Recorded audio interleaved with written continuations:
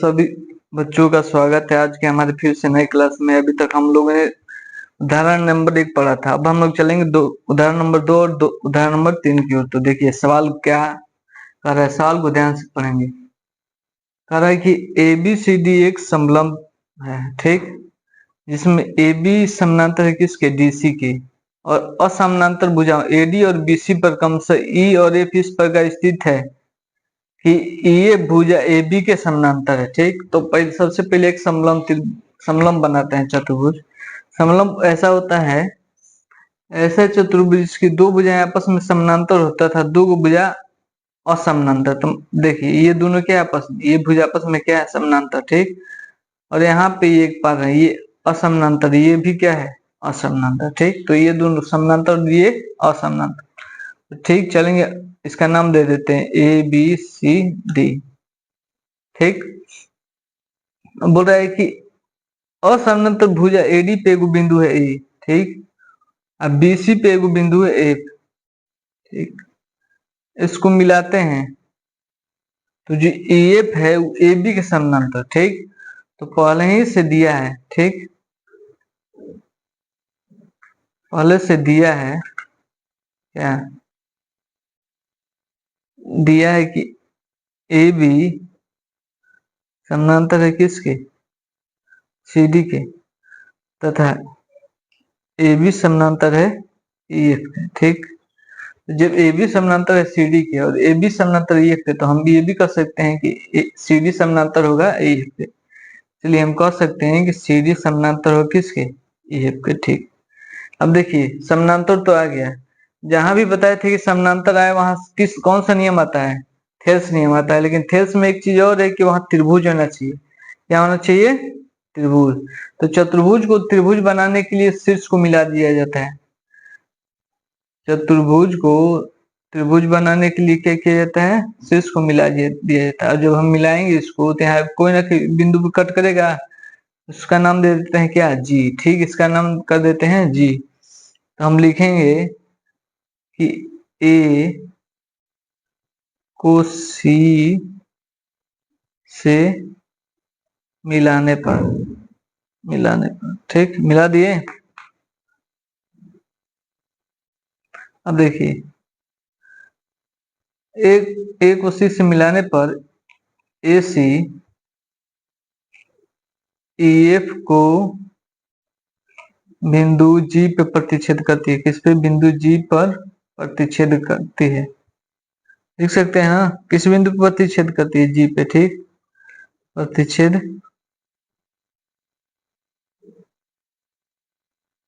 करती है, ठीक।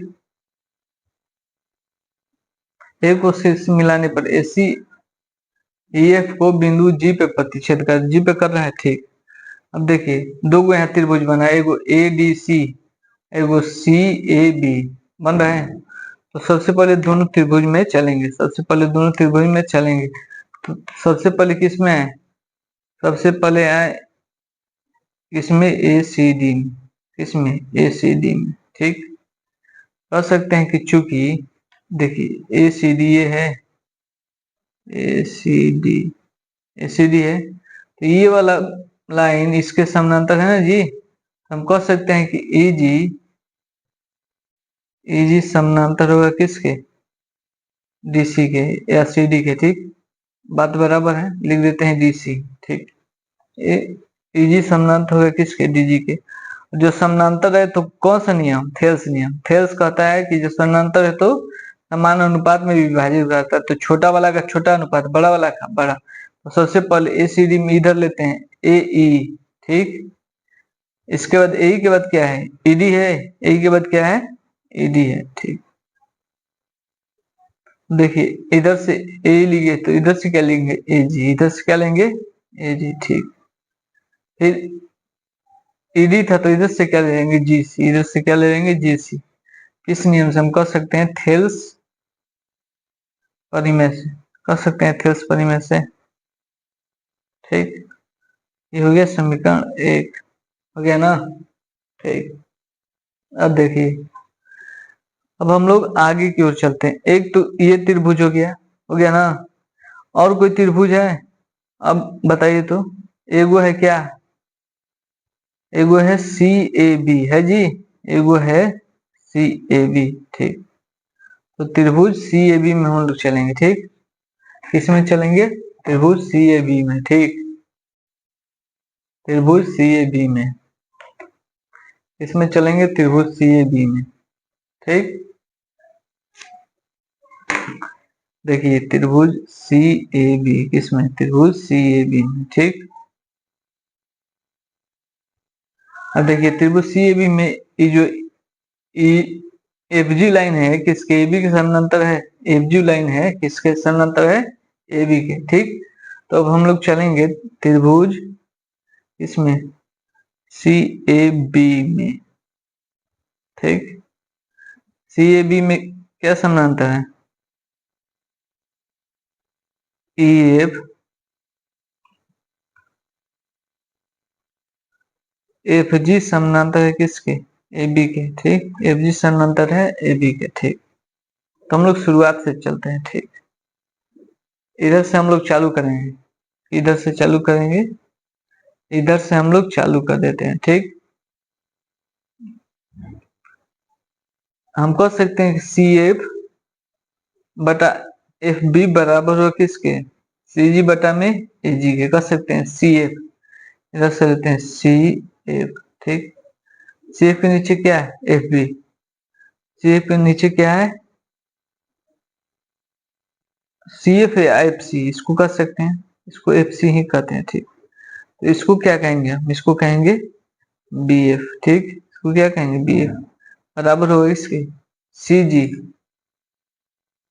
या जी सी, जी सी बटा में ए जी, ए जी या क्या, जी ए, तो हम इसको ए जी ही रखते हैं। ठीक, अब देखिए अगर हम इसको विलोम कर दें दोनों को, ठीक, तो बी एफ ऊपर चला जाएगा, ऊपर वाला नीचे। ठीक, बी एफ ऊपर चला जाएगा और एफ सी क्या जाएगा, नीचे आ जाएगा, एफ सी क्या आ जाएगा, नीचे आ जाएगा। ठीक, तो ये क्या हो जाएगा, ए जी बटा में जी सी। अब इसको समीकरण 2 नाम देंगे। ठीक, तो देखिए समीकरण 1 और 2 में दोनों के बाएं तरफ ए जी बटा में जी सी, यहाँ भी ए जी बटा में जी सी और यहाँ भी ए जी बटा में जी सी।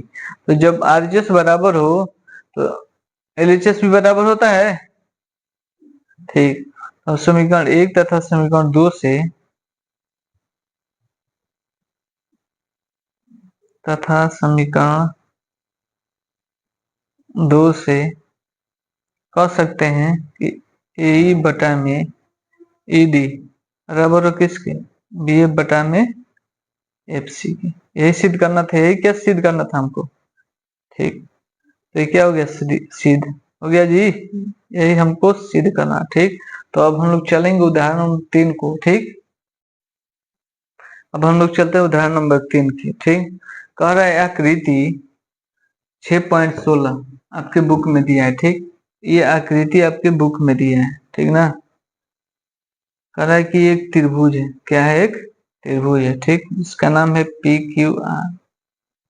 ठीक, जिसमें एक यहाँ बिंदु है, यहाँ एक बिंदु है क्या, टी। ठीक, ठीक, कह रहा है कि यदि सवाल में दिया है कि पी एस, सबसे पहले लिख देते हैं दिया है। ठीक, दिया है पी एस बटा में एस क्यू बराबर है पी टी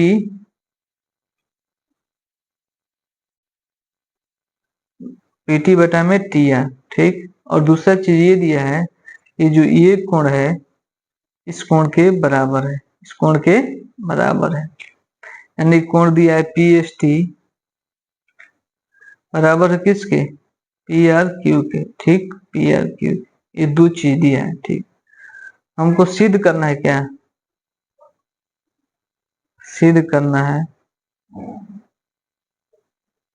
कि पी क्यू आर एक समद्विबाहु त्रिभुज है। क्या, पी क्यू आर एक समद्विबाहु, समद्विबाहु माने होता क्या, समद्विबाहु माने ऐसा त्रिभुज जिसकी दो भुजाएं क्या हो, बराबर है, ऐसा त्रिभुज जिसकी दो भुजाएं बराबर हो। ठीक, तो हम लोग चलते हैं हल की ओर, इसकी ओर चलते हैं हल की ओर। ठीक, समद्विबाहु त्रिभुज सिद्ध करना है हमको, तो चलते हैं हल की ओर। ठीक, देखिए अब ये बताइए कि थेल्स का विलोम क्या कहता था। थेल्स का विलोम ये कहता है कि यदि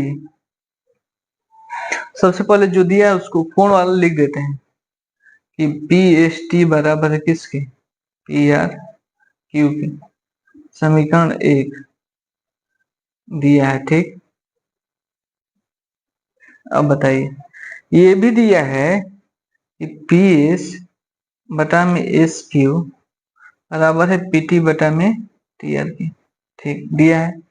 तो ये भी बताइए थेल्स का विलोम क्या कहता है। थेल्स का विलोम कहता है कि यदि त्रिभुज में की भुजाएं समान अनुपात में विभाजित हैं, पी एस बटा में एस क्यू बराबर है पी टी बटा में टी आर के, तो ये जो दो रेखाएं आपस में कैसी होंगी, जो दो रेखाएं आपस में कैसी होंगी, समानांतर होंगी। थेल्स का विलोम कहता है तो यहाँ से हम कह सकते हैं कि जो एस टी रेखा है इस समानांतर है किसकी, क्यू आर की।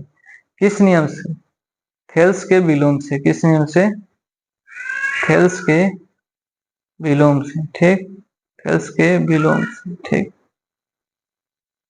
ये हो गया। अब ये बताइए जब ये एस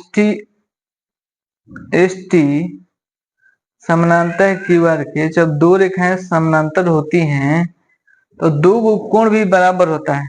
ठीक, तीन गो कोण बराबर है, एगो संगत कोण, एगो अंतः एकांतर कोण, एगो अंत एगो बाह्य एकांतर कोण बराबर होता है।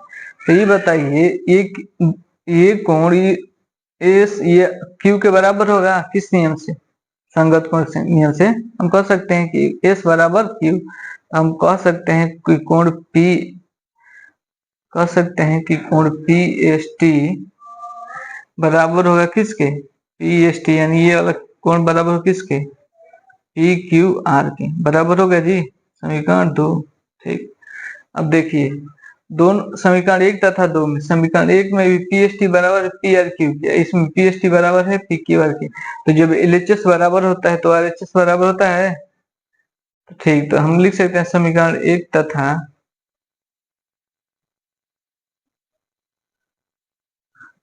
तथा समीकरण 2 से। ठीक, एलएचएस बराबर तो आरएचएस बराबर तो पी आर क्यू बराबर हो किसके, पी क्यू आर के, पी क्यू आर के। ठीक, अब हम लोग 9 क्लास में पढ़े हैं कि बराबर भुजाओं के सामने जो कोण होते हैं वो क्या होते हैं, बराबर होते हैं। और ये भी पढ़े हैं कि बराबर कोण के सामने, यानी ये कह सकते हैं समीकरण तथा दूर से कि क्यू जो बराबर हो किसके, आर के बराबर होगा। तो ये भी 9 क्लास में पढ़े हैं कि समान कोण के सामने जो भुजा होती है वो क्या होती है, बराबर। तो Q बराबर आर के, तो इसकी सामने वाली भुजा भी आपस में क्या होगी, बराबर होगी। तो Q के सामने ये क्या है, Q के सामने Q है, Q के सामने कौन सी भुजा, पी आर है। Q के सामने क्या है, पी आर। और R के सामने क्या है, पी क्यू है। R के सामने क्या है, पी क्यू। ठीक, तो हम कह सकते हैं कि पी आर के सामने क्या है, आर के सामने है पी क्यू। ठीक, और क्यू के सामने क्या है, क्यू के सामने है पी आर, यानी पी आर पी क्यू बराबर है किसके, किस नियम से, समान कोण के कोणों की समभुजा, यानी समान जो कोण होता है उसके सामने वाली भुजाएं आपस में क्या होती हैं, बराबर। ठीक,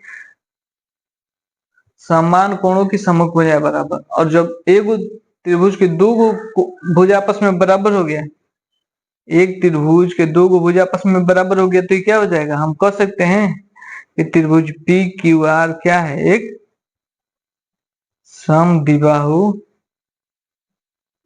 समद्विबाहु त्रिभुज है। कह सकते हैं जी कि त्रिभुज पी क्यू आर एक समद्विबाहु त्रिभुज है, क्योंकि इसके दो भुजा पी क्यू और पी आर क्या आपस में, पी आर और पी क्यू क्या है आपस में, बराबर है। ठीक, तो कह सकते हैं कि वह प्रूव। और इस बात को ध्यान रखिएगा, ये जो उदाहरण नंबर 3 है वेरी वेरी इंपॉर्टेंट है। ये क्या है, वेरी इंपॉर्टेंट है।